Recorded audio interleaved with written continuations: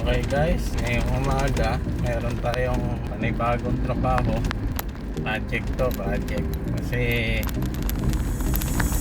airbag ng truck hindi na gumagana, sira na yung electronic bag nya. I-convert natin sa manual.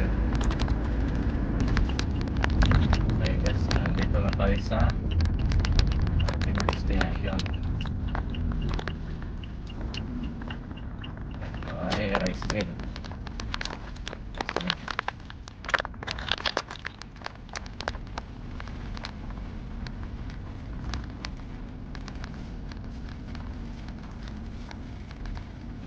Sa opisina niya para paano yung mga parts. Uy, balik tapos ito.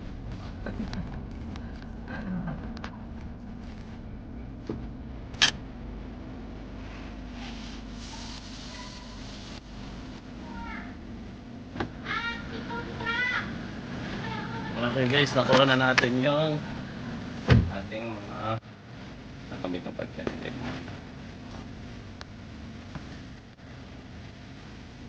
Mamaya, dito natin maayos. Test naman tayo.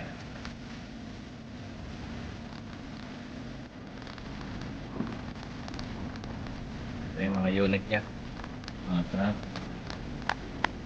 Ito mga dito. Yung pangalan niya yung Pokpok. Ito yung unit natin. Double differential, double I-beam.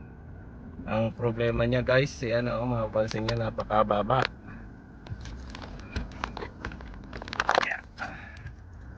Yan. Napakababa niya. Dahil yung airbag niya patay. Hindi na mapagana. So yun, ang electronics kasi ng airbag ay hindi na nila talaga ma-detect kung paano. Pati ako, hindi ko rin mahanap. So naging desisyon ni boss. Sabi niya, i-remove. Pero nag-suggest ako na buhayin yung airbag. I-manual na lang, hindi na electronic airbag. At pumili kami ng mga parts na gagamitin sa Manila. Ito siya. Yan. Ito ay leveling valve. Leveling valve.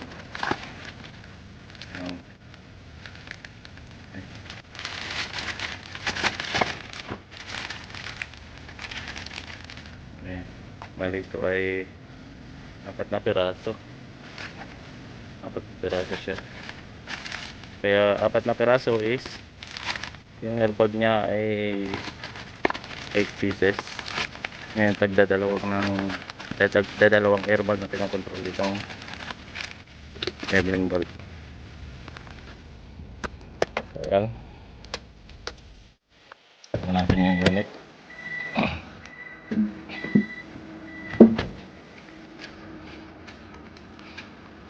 Ayan guys, ito ay Isuzu Super Great yata ito. Giga. So double I-beam, flat low ang tawag nila dito. Yung airbag ay patay. Ayan yung airbag.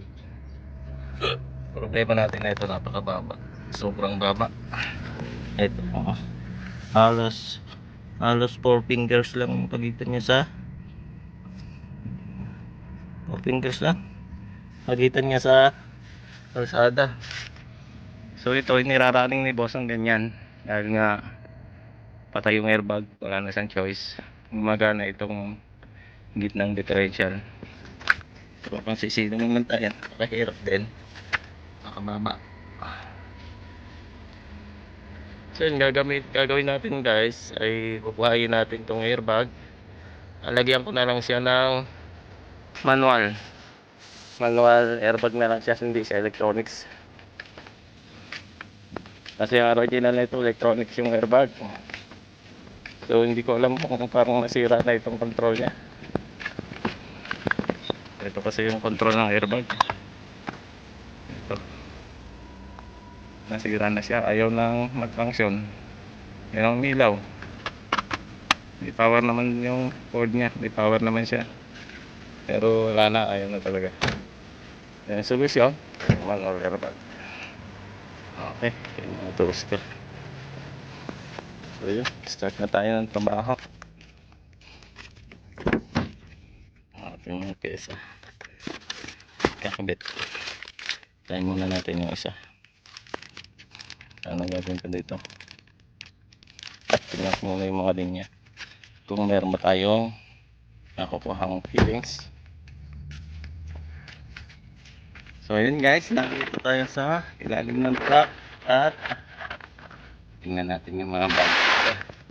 Ito yung electronic control valve ng airbag.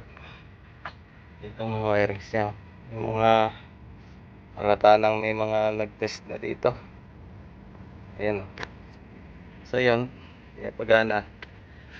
Ito pa yung mga valve niya, dami. Daming mga valve na nakalagay dito. At ang leveling valve nito ay electronics din. Ito yung leveling valve.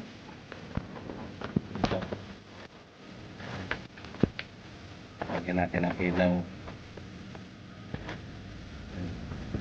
Ito yung leveling valve, electronic leveling valve. So yung pusrad nya, yan, pusrad. Ang gagawin natin, ito yung linya ng airbag. Ito yung linya, yung dalawang to. Tapos itong dalawang to, malamang to sa kabila sa likod, sa sunod na differential. So dito tayo maglalagay ng leveling valve na manual. Kukuha tayo na supply ng hangin dito. Saan nga ba supply ng hangin? Ito yung supply ng hangin, ito yung main supply ng hangin. Lipat-lipat dito, main pumunta dito sa kanila, tapos pumunta siya dito.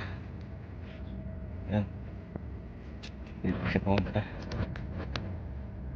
pumunta sa airbag. Ngayon guys,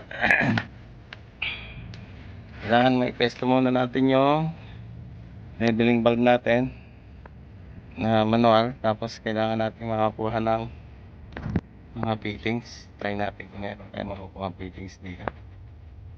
Kung wala, bibili tayo sa auto supply.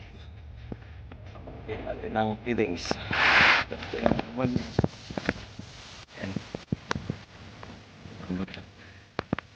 Yan yung isang gulong, dalawang airbag.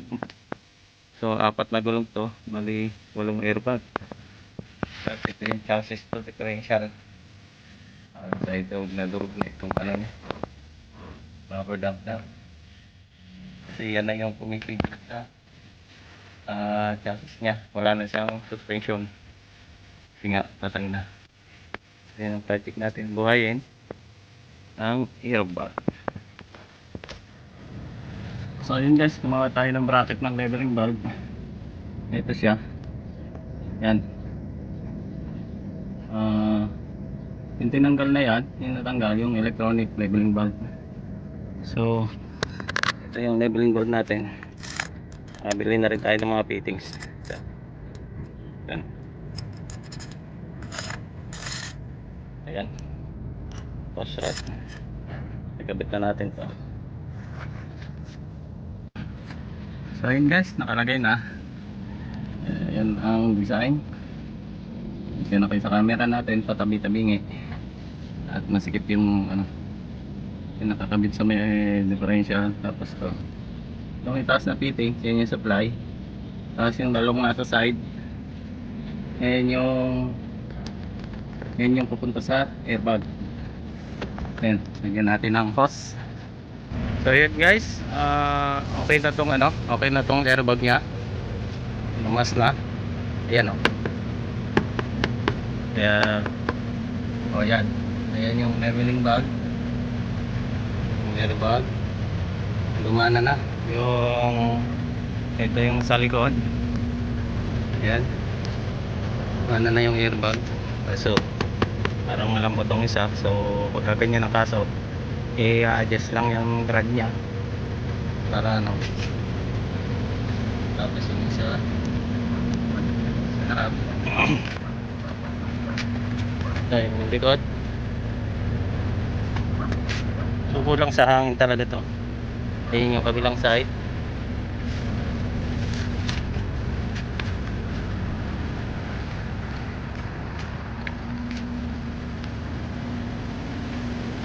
Ayan, yung airbag nya.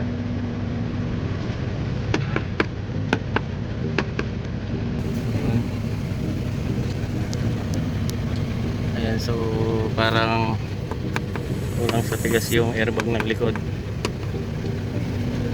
So ayan guys, done na ito. Adjust lang yung leveling valve para pumantay yung tigas ng airbag. Maraming salamat. Thank you for watching.